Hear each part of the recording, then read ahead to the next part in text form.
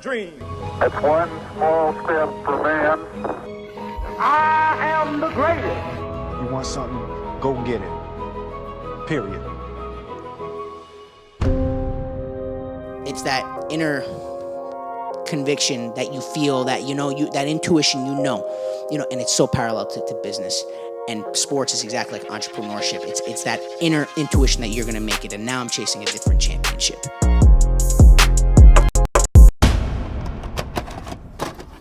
The food truck revolution is happening right now. In the future, you won't think of food trucks without truck bucks. Populations grow, people's preferences change, but one thing doesn't change, and it's the fact that people need food and people depend on food.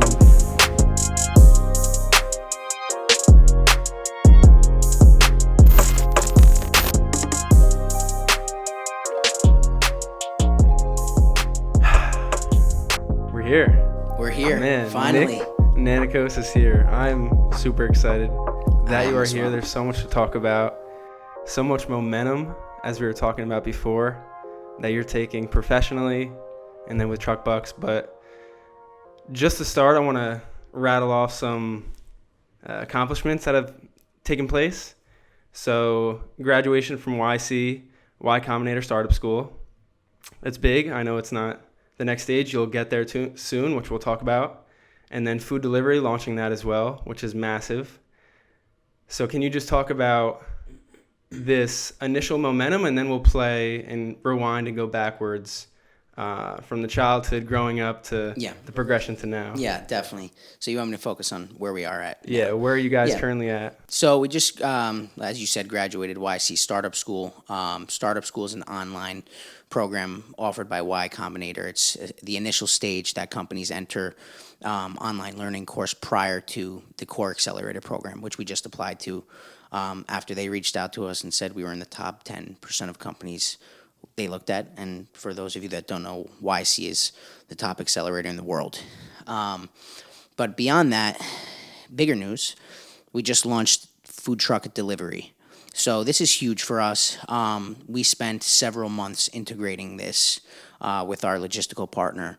And essentially, Truck Bucks had allowed customers up until this week to find food trucks based on their location, view their menus, photos, ratings, everything, and order ahead for pickup, paying with Venmo, Apple Pay, or card, and get a quick alert when it's ready. Now, we deliver the food to the customer, which is huge from the consumer standpoint, because now you allow them obviously to obtain that food from their favorite truck of choice, regardless of where they are. We cover pretty much the entire city of Philadelphia with our partners. So that includes Temple University, Drexel, Penn, Center City, Manayunk, and Old City, which is tremendous. And then from a company scalability standpoint, we have just completely expanded our reach of being able to not only sign up trucks from one end of the city and bring food there to the other side and vice versa. Yeah.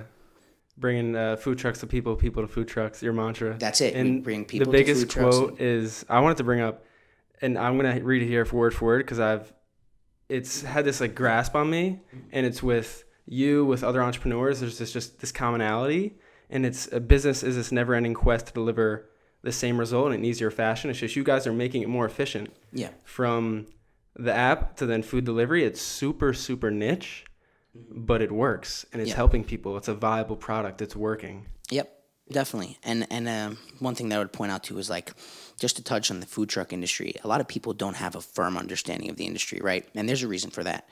Food trucks were essentially non-existent in 2008, right? You might have seen some little carts and things like that, but now they are literally a rapidly surging and very dominant industry. And the trucks are so sophisticated from an aesthetic standpoint. They are beautiful. They're using some of the best technologies. They're wrapped, everything. They're brands. They have some brands have 5 trucks, 10, 15. You see Chick-fil-A with a food truck, Shake Shack opening up a line of food trucks. Really? Yes. I did not know that. Yeah, a ton. They're mobile billboards. Really? Right? So they were non-existent in 2008. The reason they're blowing up is the recession hit in 2008. Restaurant entrepreneurs had no access to the capital, to start brick and mortars, so they reverted to food trucks, a fraction of the startup cost, literally the difference of hundreds of thousands of dollars. And people think food trucks don't make a lot of money. If you know what you're doing, you serve quality food and you brand yourself well, and you also prioritize social media, which is big for trucks, you can make several hundreds of thousands of dollars, $500,000 a year or more. And that's why it's promoting entrepreneurship. And one thing that I want to just touch on quickly is you look at the restaurant industry, $800+ billion industry. It's been around for over 100 years, right? Why are there so many food tech companies with multi-billion-dollar valuations in the restaurant industry, like Grubhub, Uber Eats, DoorDash, Caviar, Postmates, Ritual? Ritual's not a billion-dollar valuation yet, but they probably will be. And they're all essentially doing the same thing. Order ahead, find restaurants, pick up, delivery. How can companies that are all doing the exact same thing with maybe a different brand and execution strategy be capable of becoming billion-dollar companies? It's because it's a massive industry with so much room for competition, right? There's so much room for participants. The food truck industry, it's not an $800 billion industry, $2.7 billion industry, and it's had a 300% increase in revenue in the past 3 years. 2.7 billion. Nobody's in the space doing what we're doing. We are the food tech. Is there actually company. no other competitors? There's people for the doing most different part? things in the sense where like they will try to do events platforms for food trucks, like book a food truck for an event and bring food trucks to your office party and stuff like that. And events are very big for food trucks, don't get me wrong. But from a food tech standpoint, mobile consumer, mobile app, what we're doing is completely transformative for this industry. Yeah, and the thing I love is you're not only obviously helping the people, getting the food, helping yourself as a business, you're really helping these entrepreneurs that are hustling day in, day out to make their lives easier. Yep. Absolutely love that. And I really want to talk about this because this fascinates me. Can you talk about your origin story with your grandpa coming over to America, how it's just full circle with him being a street food vendor to start, and how he had to elevate his family to the point where you guys are now in ways you're doing the same thing with helping food truck owners and their families and their life become easier. Yep. So my grandfather immigrated over here from Greece with nothing.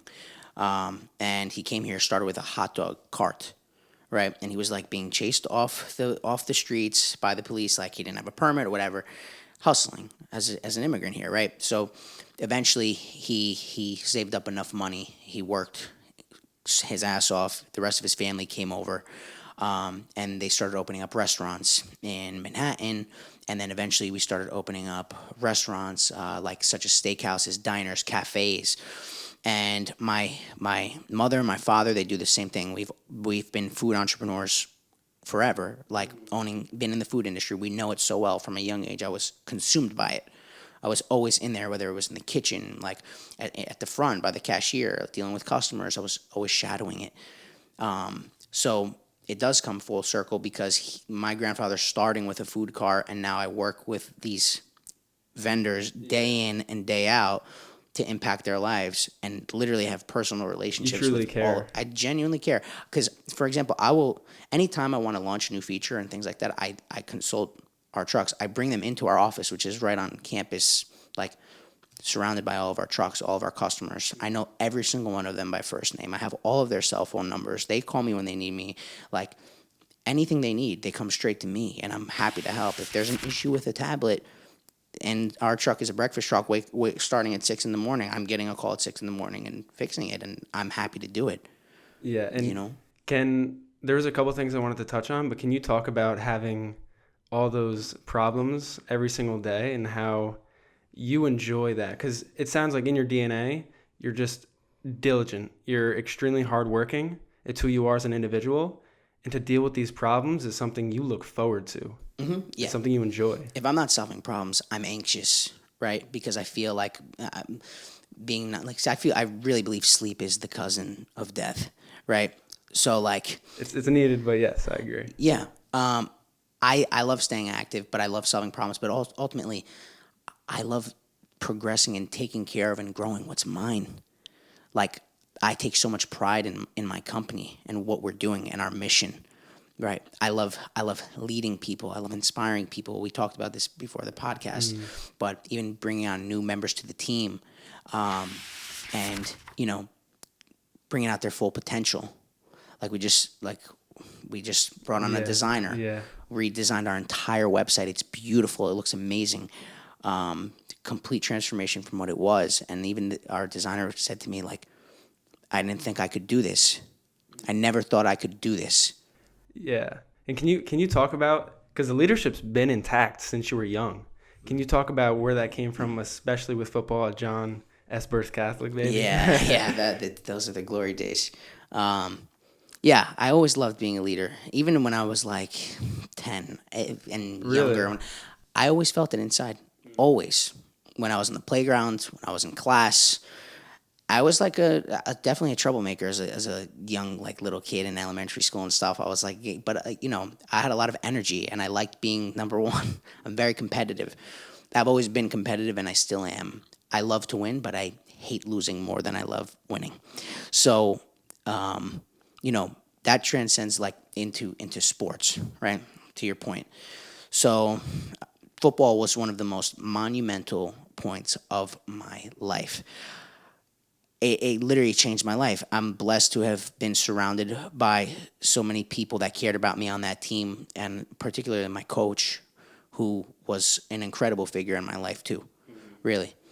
But what I will say is, you know, I came into high school playing football. My brother is 2 years older than me, so I came in as a freshman, and he was on the team already. But you know, I was essentially just getting my fit, like learning from the older guys on the team, and we would practice with the older guys, so getting laid out, like rocked during practice by guys like 3 times your size. You have to.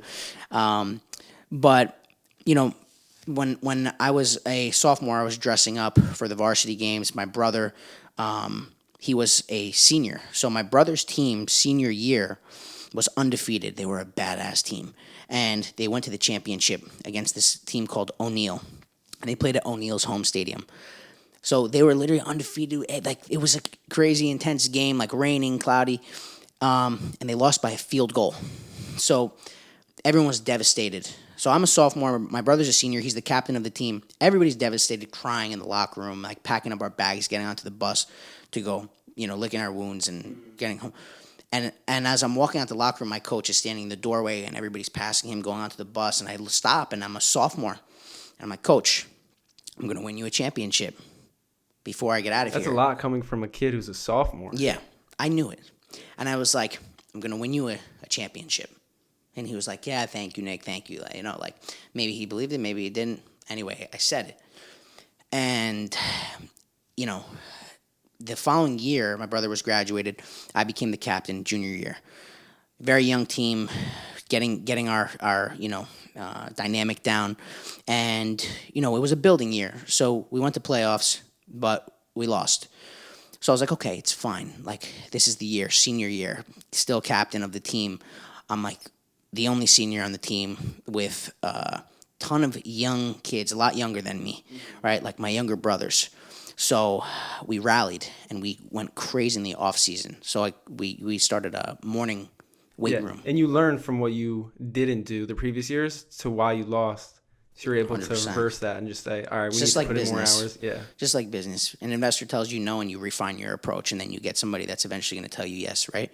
But that year, so I was a senior captain, and we organized a morning weight room before class.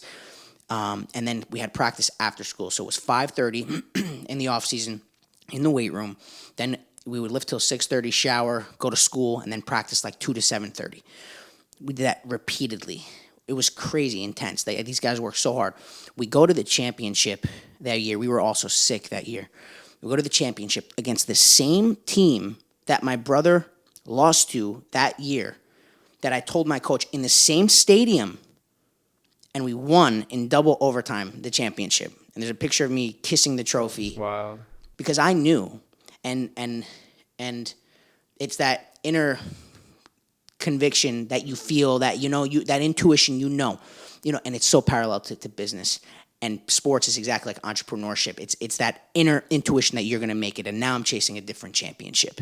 I love that. And I remember one thing when learning more about your story, when you were sophomore, when you were young, they would ask you, or a junior or senior too, they would ask you to play any position, you would do it because you would do whatever it takes for that team. Just like entrepreneurship, wearing as many hats as possible. Great point. So Great point. Can you talk about a couple more bullet points for like the analogousness of sports and entrepreneurship? Yeah, you're gonna suffer. You're gonna suffer. It's you got to be uncomfortable. There was times on football where, like, I mean, of course, like when you're the young one and the older guys are kicking your ass. Your coach is like asking you to, people are telling you, "Oh, get the water." Like it happens. Anybody, doesn't matter if you're high level or low level. You get knocked down, you get beat up, like you lose, you taste victory sometimes, and that's what keeps you going, right? Yeah, the weak ones get pulled out and the strong ones stay. Exactly. It tests you. Yep. Yeah. It's 100%. It's a testament of your strength, your character, who you are, and also the life lessons you learn from football. It wasn't just like a game. A lot of people that never played sports or maybe never played football particularly. It wasn't like just it was faith based. It was like spiritual based. Like we would have huge meetings. Our coach would teach us lessons of what everything represented in that moment, why we're chasing something, who we are as young men growing up. A lot of these kids, some of them didn't have father figures. Yeah. And the coach is serving as a father figure, right? Yeah. It's a family. Yeah. And business is the same way in a lot of ways because you have a team now. You're a family. You depend on each other. You guys are going to lose together and you're going to win together. And if somebody doesn't hold up their end of the bargain or carry their weight, you're all going to lose. You're on the same ship, right? If somebody misses a block in football, your quarterback is sacked. Yeah, yeah. If somebody submits the wrong numbers, let's say on a projection sheet or a balance sheet or whatever it is, you're going to lose. You're going to look bad if you mess something up in a presentation or you depended on them to create something and they didn't have it delivered in time and you're unprepared. And how do you, because you really are a true leader. Like when meeting you, there's this belief, this aura that you feel. How do you get people to buy in more? Like say an entrepreneur, they're struggling with having people on their team commit more hours, commit more effort. What's some practical advice to get your team to buy in more?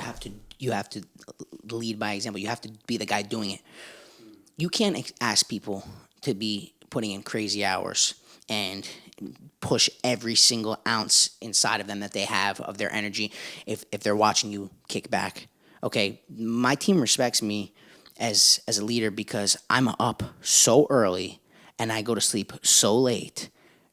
You said wearing many hats. I will wear whatever hat it is to make this work. Whatever it takes. Whatever it takes. For example, I got in touch with one of the food truck organizations in Boston. I took a 7-hour mega bus to Boston, was on the street signing up trucks, truck to truck to truck to truck, and that gave a presentation after signing up trucks in front of the organization of all these food truck vendors and took a 7-hour mega bus back the same night. Wow. The same night. Because I had to. Yeah. And I love that. Yeah, I was just going to say, at that point, it's just like, one, you love the process, but two, like you enjoy this thing. Like this is your company, you truly love it. That's what is going to weed out, like with football. The weak get pulled out, like the losers, quote unquote, not saying they're bad, but they're not strong enough to keep going. Yep. That will really test you to see if you can keep moving forward. Yes. I love that. And I want to just quickly go back to that team thing. How do you get people to buy in? Yes, it's important to lead by example and have them watch that. That's how you gain respect. But to buy into the vision, you have to create that. Think about it. Vision, right? Yeah. Eyesight. It's your vision, right? It's your eyesight. You have to make them see the same thing. You have to make them see the same thing. You have to, and so some people might think like focusing on the present is more important, not looking ahead 5 years or 10 years from now. That's true in some cases for some people. For me, I feel I don't necessarily agree with that. I'm always thinking ahead 5-10 years. 100%. Yeah. That doesn't mean that I'm moving too fast and I'm distracted and I'm not focused. But that is the vision. Yeah. You know what I'm saying? That's a good point. That is the vision. Yeah, there's both ends of the spectrum. I feel like there's a lot with like business and entrepreneurship. It's like accountability, but not judging yourself, or having this vision but focusing on the present. It's just like, how can you balance both things while still walking that tightrope Yep. of what entrepreneurship is. Yep. Yeah, you got to be adaptable. You got to be adaptable. Another thing is like you got to be ethical too. You got to be a good person and very genuine. It goes a long way in business. Yeah, the intention. It's all about intention. The intention. A lot of companies they don't operate in a clean way, in a good way, and it's obvious. Like for example, I know some companies that will raise a Kickstarter campaign, and they will set a goal where they need to hit a certain number of funds, and they will like announce that they raised the number up, exceeded their number, but they actually injected the capital into it themselves to make it look like other people bought in. So if you get a bad vibe from a company, it's just yeah, you can sense it. People sense a right bad away. vibe. Yeah. So going back to Truckbucks itself, can you talk about how it's been seeing the growth from day one to now, and then we'll get into like more progressions both personally and professionally that have been made recently? It's unfathomable. Like, I sometimes it's hard to explain. I feel You're sometimes watching your child grow up. Sometimes I feel like I'm living in a movie. Really? I swear. Why so? Just some of the things are crazy, man. Like, there's a moment where I was leaving my apartment to walk to okay, I'm living in the city, and for the first 6 months of this year, I purposely did not set up Wi-Fi in my apartment. No TV. Really? No, I couldn't do that. it. You know why? Because I had to leave the house to be doing work.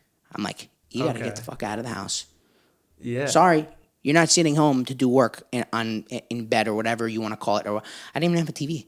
Actually, I had a TV for 6 months. It was a black screen, okay, and it forced me to leave. One night, it was downpouring, raining, like crazy storm, and I'm dealing with like crazy investor stuff, due diligence, creating packages, like data rooms, everything, and I'm like, you know what?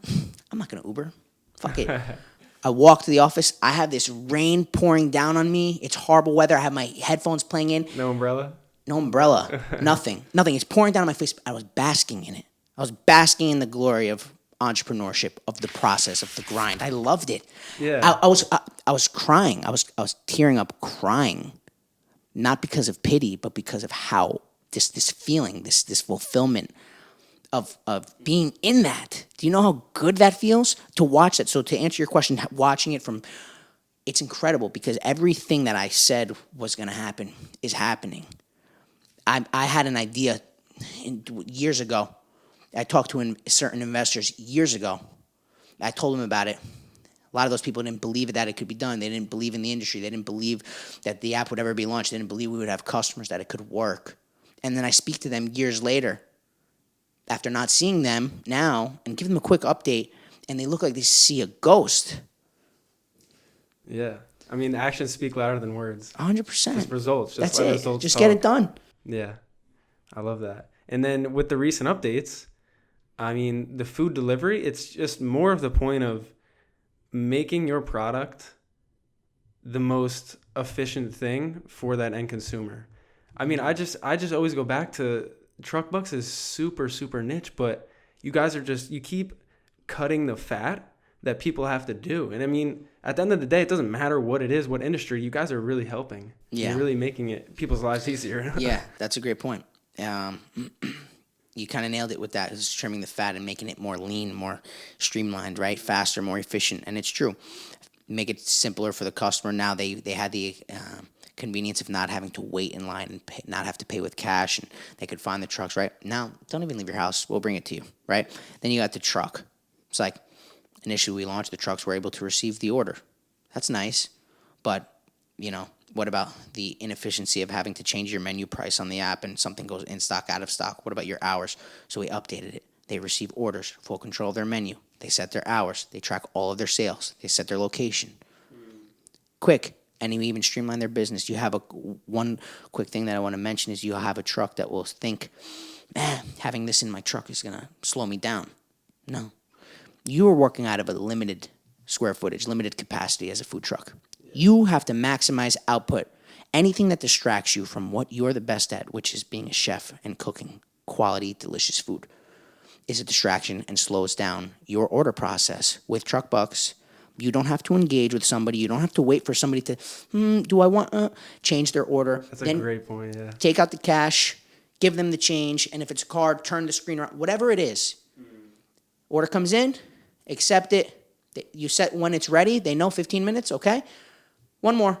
Ready. Come and get it. It's already paid for. Done. They have an order number. It's that quick. 2 buttons. Boom, boom. That's great. I mean, I definitely see it, and people are going to see more and more, yeah. We have some trucks doing 120 orders a day On just the app? on just truck bugs a day with a line outside the truck. And there's never been a congestion issue. Wait, line outside the truck for people who are coming to get their orders? No, a line of people that are not using truck bugs. Oh, And then okay. people coming up More and people to get that. coming up and saying, skipping the line and saying, hey, order number 20. And the people in line are like, Well, no, see, that's amazing because that's just like, oh, I want to do what that person's doing. marketing. How'd you do it? Yeah. It's Word of organic mouth. marketing. You know, we've had thousands of customers download our app from just seeing our sign on the truck. Clearly, there's a need there. Yeah. How do you track that? Or you just know, like, I know from the trucks. Yeah, The trucks okay. tell me. I see. I've also been standing in line and seeing so some trucks are cash only and just truck bucks, not even square. So I've seen people come up and sometimes I'm just dressed not in truck bucks apparel and I'm just kind of standing there and I'm like hearing the bell go off in the truck of orders coming in, and I'll see people in line say like, "Do you accept card?" And they're like, "No, we accept truck bucks." Download, boom, right in line. User, That's great. instant, Okay. one of the best. Yeah. So Zero customer acquisition cost essentially. there you go. Now, all these things, you have more and more responsibilities as the CEO of this company. You recently made the decision with all this stuff you have to handle and that the business is self-sustaining. You need to put more hours in. So you chose to drop out of school at 22. You were, what, 1 year from graduating? Yeah, a year maybe in one term. Okay. Yeah. So how much time went behind that decision? Because it is a big thing. And did you factor in anyone else, maybe your parents? I'm sure they didn't really care, but... They did. Actually, I fought my parents for like a year on it. And before I did it, a year before that, I was feeling it. And I'm like, I'm not happy. I'm in class. I'm running out of class to deal with issues. I'm running out of class getting a call from an investor or from a food truck. I have to fix something, right? So started becoming burdensome. And in class, I'm sitting there listening to something that I'm never going to apply. And I'm not saying that from an anti-education perspective, but this is my story. And the classes that, first of all, I was a finance major. Should have been an entrepreneurship major, maybe, right? But regardless, I was learning things, and I'm like, this isn't what I need right now. I'm wasting my time, and I could be putting this time into truck bucks. So I was in class doing truck bucks. I was like in class doing truck bucks, and he's like, do you have the homework? I'm like just zoned out doing truck bucks, right? So like at some point, it started growing fast. We started getting so many users. We started signing up trucks. Our sales were like through the roof. Ton of traction. I'm like, what am I doing? This opportunity is right now. I can go back to school when I'm 90. I can go back to school anytime. I have to capitalize now. This is it. What do I have to lose? What do I have to lose? Well, I want to get into that's. Thank you for mentioning that. Can you talk about, because you're someone who did it, if someone wants to take a risk, which risk is really, really good at this age. Risk. I'm so happy you mentioned that. Taking risk changed my life. Taking risk changed my life. Yeah. It unlocked like my personal freedom, my happiness, everything. Taking risk is the best thing I would advise. I'm not saying to people, drop out of school. If school works for you, if you love it, if you enjoy it, that's your path. But for the people that feel like me, like I'm telling you, you don't need it to succeed and become the person you want to be and live the lifestyle that you want to live. 42 million people will be self-employed by 2020. Yeah. There's a quote, it's playing it safe is the most dangerous thing you can do in life. 100%. It's just 100%. regret will Look, bite you. when you're young, you're capable of taking risks a lot easier too, right? Like our generation, I would argue a big reason of why one of the trends behind why people want to be self-employed so much and entrepreneurs is because we grew up in the social media era where we were like completely consumed in a world of something in our hand where we could see people living crazy lives, driving crazy cars, traveling here, traveling there. And it was like, whether that was a facade or whether that was a reality, we were infatuated by it. And we knew the only way to have something like that was by doing it ourselves. Because if you took the path that your parents took, you're not going to have that lifestyle in most cases. Yeah. Yeah. It's just true.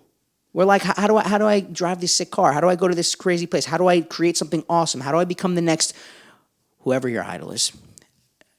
How do I become the next Steve Jobs? Like, you know? Yeah, and it's going back to both ends of the spectrum. You have to know your family history. You have to understand your parents to a great extent, but then you have to go back to yourself. What do I enjoy? Am I prioritizing happiness? Yep. And you're someone who's living it, so I just not only commend that, but I hope people can reach out to you or Thank you. have people reach out to you. I love when people reach out to me. I love it. I'm completely open to it. Yeah. All the time. I just had a call yesterday. Somebody called me that I knew for years and was like, I don't know what to do after college. Can we set up a call? I was advising this guy about what to do his whole life. I love that. I want people to come to me for advice. Yeah. And then for making this major monumental decision, another big step in your life, there were some people that looked down upon it, or maybe it wasn't seen as the best. Can you talk about the transition from growing out of spaces that weren't best for Truck Bucks, elevating yourself, but then elevating your company, and just having empathy for everyone around you, and if they don't see eye to eye with what you're doing? Yeah, look, like I said, I was fighting my parents on the decision for a year of leaving school, and at some point, like, it got to a point where they were observing me, and they knew I would be happier taking that path, and they were like, "Okay, we support you. Go ahead, do it." It was great. I had my parents' blessing. I was completely free. The chains were removed. So, thinking about like the company standpoint, it started really going on an upward trajectory after that decision, because I feel you're either all in or all out. That's how I feel about it. And some people don't support it. Like, look, for example, we were in like a member of Drexel's incubator. We're no longer a member of that, because that article that I wrote was pretty controversial to some people, and they didn't like it. We'll link that in the description. We'll link the article. Yeah. It's called My Decision to Leave School at 22. But it's posted on LinkedIn. But, I prefaced the article very heavily saying, I'm not anti-education. Drexel University were some of the best years of my life, the people I met, my experiences. And I would advise anybody looking to go to, graduating high school students looking for go to Drexel. It is very strongly stated. It is one of the greatest universities, I will say. It's amazing. Yeah. It's amazing. Truck Bucks perhaps wouldn't exist without it, right? But that's my story, my personal story. So anyway, the incubator on campus took offense to it, because I said that entrepreneurship or dropping out is the new entrepreneurial degree, and they offer entrepreneurial degrees. And once again, my story. And we moved to an office that's about 5 times the size. We got 15,000 in AWS credit. We're surrounded by companies that are Series A level, have raised $2.3 million. The energy's different. It's vibrant. We're moving forward. It's a different energy. The team feels free. We outgrew certain spots. Yeah. It's interesting because let me just make one point. Everything happens for a reason, right? My team and I took a trip to Austin, Texas, a while back, like over a month ago, and we met in the office, the old office, and we had one big suitcase that we could put all of our belongings into, just to check one bag, simpler. It was just a quick trip, right? Entrepreneurship, save the capital. Exactly. You don't need to check 3 bags. So we put it into one big suitcase. And the duffel bag that I brought my personal belongings into, I left in the office. So we went to the trip, came back, okay. Duffel bag stayed inside the office. And for weeks, I looked at it before leaving the office every day, and I'm like, should I take it home? I use this duffel bag all the time. Should I I'm going to leave it. Not because I was lazy. I just felt it needed to be there. Okay. I kept leaving it. The day we get told to leave the office, Drexel incubator, I take that duffel bag, and every item and belonging that we had fit perfectly into that duffel bag, not an inch more or less. I zipped it up, and I brought everything in one nice, convenient trip to our new office. That duffel bag had to be there. Same day I went, and right immediately, right? There was something inside that was like, leave that duffel bag there. Yeah, Something's yeah, better. yeah. You're taking a trip soon. Yeah. Something better is That's opening up. everything. I totally agree. Everything does work out for a reason. Yeah. And that's just more so following your intuition, really trusting your gut, trusting yourself, trusting the process. Yeah, absolutely love that. So there's this big picture. People are understanding more of you, more of the vision, more of Truck Bucks. What fires you up about things coming up in the future? What do you look forward to? What are big steps you want to take in the year ahead? Yeah. There's so many things from a tech innovation standpoint that I can't even disclose yet that are crazy that we are going to be working on. So there's a lot of development on the tech side. Yeah, that's going to be crazy. But from things of what I'm willing to be able to share is like, I look forward to building a larger team.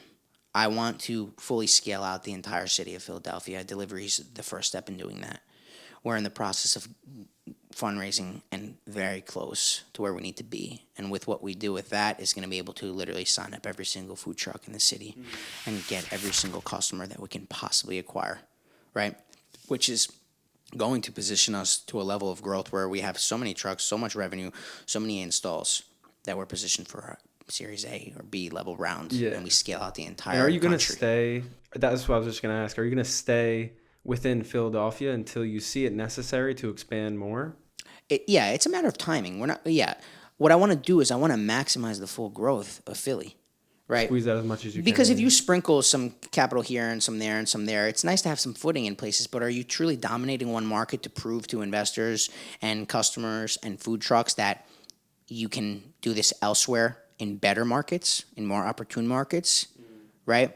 Like, so I want to have the peak levels of users, customers, trucks, growth in Philadelphia first to be able to show that we can duplicate this model to a higher extent with more capital and more resources and more, human power. Yeah, are food trucks, because people probably get this misconception of food trucks are only in certain areas, but you would know best. Are they vibrant throughout all of the country, or how is that like demographic really look? Every state pretty much has food trucks. Some cities really dominate it though. Like I wouldn't think North Dakota would have food trucks. They would. A lot of people are very surprised. But some cities, here's the thing, first of all, too. Truck Bucks doesn't need to be in 25 cities. Yeah, good point. Postmates is like a $1.8 billion company, and they're in 6 cities. You don't need to be in 25, 50 cities. That would be great. Or maybe in the long run, who knows? But what I'm trying to say is, like, there are some markets that are so powerful and dominated by food trucks. Portland, most food trucks per capita. L.A., most food trucks in the country. Austin, Texas, fastest growing food truck city in the country. If you go to Austin, that's a market we are going to thrive in, and the weather's perfect. People will love the product, right? You got Philadelphia, 4th friendliest food truck city in the country. New York has a great scene. Boston, Seattle, Nashville, Dallas. You know where you want to go. It's just a matter of just executing more. 100%. Yeah, and you need a bigger team, like you said. Yeah, we're doing everything. We're exactly where we need to be. See, and can you give? This is a big thing, because you're very ambitious. I'm very ambitious as well, so I resonate with that. Can you give some advice for the people who feel impatient or they want to do so many things, but the fact of the matter is you just have to focus on what you can do best now and just keep executing. Absolutely. I had a call with one of my best friends, and he was saying, I'm frustrated. And I was like, remove that word from your vocabulary, because frustration is paralyzing. Impatience is not. Impatience is something that entrepreneurs unfortunately have to deal with. You're very ambitious, you're very driven. But frustration is like, I'm frustrated. That word itself sounds like you can't move. You can't do anything about it, right? It's not helping you understand why you're actually upset. Yeah. Right. Whereas impatience, there's still some kind of a motive there where it's like some kind of direction you can take, right? You just want things to happen. They're happening, but they're not happening fast enough. But impatience drives your abilities. Because you're impatient, You're going to build a better team. You're going to drive your team to work harder and faster to get it done sooner. Impatience is not bad. It's a good thing. And just understand that you are going to get what you deserve if you are willing to put in the work. What I was telling you earlier. For the first time in months, the other day I was walking through the city and I was so relaxed. For the first time I felt this. This was a week, my team, we were talking to venture capitalists that are not even in the United States, overseas, right? We had to wake up at 3 o'clock in the morning, 2 days straight. And on top of that, getting ready to launch the delivery. This was like 2 weeks ago, I think. And that week, we worked so ridiculously hard that this finally, after all the calls were done and we did everything we need to do, I was walking through the city and I'm like, I can't think of anything right now that I have to do. My list is done. I worked so hard this week that I'm just going to be grabbing extra tasks, bonus work, extra things like I couldn't read a book. And I had so much freedom and I was like, that feeling of just being relaxed like that, you can only unlock that by putting in the work. Yeah, and that goes back to knowing yourself extremely well. Like, you thrive in this chaos or just this extreme work ethic. And at the end of the day, you can look in the mirror and say, I'm satisfied with that. I'm excited to see you replicate that every week because, I mean, you're just scaling yourself. You're scaling your habits. Yep.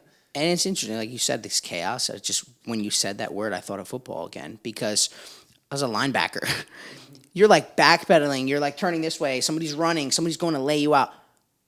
A million things are moving around you. Different thoughts, people screaming. It's going this way. And then think of like a flea flicker, like, right? Like things are changing. Like, so you got to be able to be aware. And sometimes you turn and you get laid out, right? Yeah. So, yeah, you got to thrive in the chaos. Sports and business. I had this revelation the other day. It's like, maybe it's super simple, but I was like, business, busyness, staying busy, busyness. Yeah. Oh, there was a great quote. You can tell I'm all about quotes. Someone said it's like the falling point to success is not failure, it's boredom, where it's just like, how can you stay busy? Which I thought that was interesting. I never thought about it that way. Yeah. But it's like being intentionally busy. It's not just like busy for the sake of getting stuff done and doing more to fill up your plate. But it's like, I actually enjoy this. I need to get this done to go to the next goal, to accomplish this task. Mm-hmm. Yeah, definitely. I think boredom is very crippling. I know a lot of people that are extremely bored, and it's not a good recipe. So talking about all this ambition, one of the things that a lot of people get caught up in is having the time to actually rejuvenate, recoup, get the right amount of sleep. So how do you balance? It's very important. Very important. 100%. You got to have that leisure time. People think like, okay, yes, I'm talking about like working extremely hard and things like that. But at the same time, I do value my time to relax and spend time with people I care about, right? Family or your loved one or friends or even sometimes alone time. Alone time is very valuable. Can you please talk about that more? Alone time, there's many studies that indicate people that prefer being alone are more intelligent. You can look it up. Well, it allows you more time to reflect. More time to think, right? Yeah. Like the reasoning, one of the reasons behind that is that you don't need that like constant attention or, interaction with people because you're so busy, you have so many things on your mind that you want to accomplish that you feel that's pulling you away from what's important to you, right? It's interesting. But alone time is very important. Like, there's nothing wrong with that. But everything in moderation. It's great to spend time with people. True. It's great. I mean, people love being connected with other people at all times, even people in prison. If you ask them if they want to stay in a solitary confinement, like 8x8 room, or somebody else, and they're in some cases horrible people, right?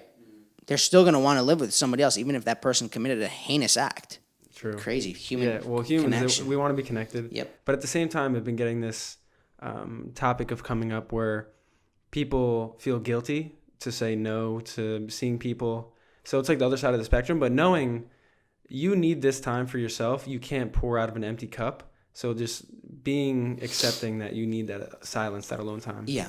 You're talking about guilt coming from people that to saying no to hanging out with individuals. Listen, these people have to understand. It can come from family. It can come from friends. You can't have people pulling you away from your purpose. Okay? And if people are willing to end a friendship because you're pursuing your purpose, they're not your friends. You might have real true friends, though, who are annoyed by the fact that you can't hang out as much and whatever, and that's normal. That's Because okay. they care, But they will stay in your life. They won't end a friendship because you're busy pursuing your purpose. They'll be there. They might get annoyed at you and say, come on. You got to explain to them, like, what you're pursuing, what you're chasing, and it's ultimately purpose, right? It's your purpose. So you can't let that like deter you or bring you down or make you feel, bad about it. But at the same time, like, don't isolate yourself too much. Make time for people. Yeah, so just deploy more higher level thinking. Just know I have this purpose. If I don't, I'm discovering it. I need to go out and find myself more. You say if you care about me, you want me to be happy. Doing this, pursuing my purpose, work makes me happy. Yeah. Right? Yeah, exactly. You don't want me to be unhappy? No, we don't want that. So is happiness your big dream? Or the last question I was going to ask, my biggest thing, I'm so interested in this, decade, 2 decades, 100 years old, whatever. What is your big dream for yourself? What motivates you at the end of the day? What fires you up when you wake up in the morning? Yeah. First of all, I love being alive. It's as simple as that sounds. I wake up in the morning, I'm just like, I love being alive. I feel so happy to wake up, to be able to like smell the air. It's basic things, but it's just true. Like, I'll be walking on the street and I'm like, I have my, this movement. I'm like, I'm doing everything I want to do. I'm like running around. I'm like, I'm excited. I'm energetic. And ultimately what makes me, yes, happiness is what I'm chasing. And I think what everybody wants to obtain, right? In their life. I think the way you unlock happiness and achieve that is through your purpose, right? Purpose is everything. But for me personally, it's like, I think years ahead of what I want with my family, my wife, kids, the business, my grandkids. Yeah. Yeah. The first thing this came up in conversation the other day, and when someone said it, I was totally caught off guard, but it truly caught hold of me. And they said purpose is just presence, like just being present, being totally in the now of your life. And I mean, you touched on that for yourself, just being alive, just being here, walking, feeling the exactly. movement. Yeah. Exactly. That's it. So be more present. Yeah, definitely. Yeah. So is there any other things you would like to touch on? Anything you'd like to bring up? Any advice you would like to give? Anything on your mind? Well, I mean, I think that a lot of people are going to be listening to this and they're going to be really inspired. They're going to be really excited by this. I also want to just completely open up myself for people to reach out and connect.